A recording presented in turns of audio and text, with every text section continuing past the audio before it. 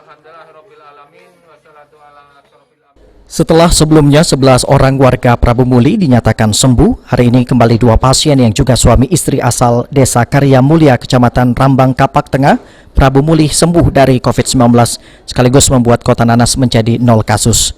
Tim gugus tugas percepatan penanganan COVID-19 menjemput 2 pasien, yaitu Endar Pratikno 52 tahun dan Suwartinah 55 tahun, di mana kedua pasien tersebut dirawat di Rumah Sakit Caritas Palembang selama 1 bulan 15 hari dan dinyatakan negatif corona setelah dilakukan swab sebanyak 2 kali.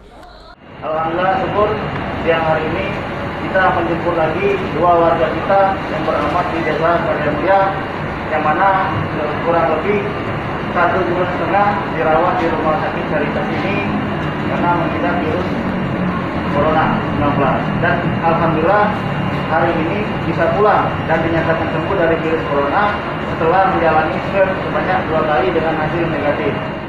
Sebelumnya data yang dihimpun dari Humas Prabu Muli, total pasien yang terkonfirmasi sejak bulan Maret adalah 33 orang. Hari ini jumlah pasien yang sembuh 30 orang, sedangkan 3 orang lainnya meninggal dunia. Beni Firdaus, PAL TV.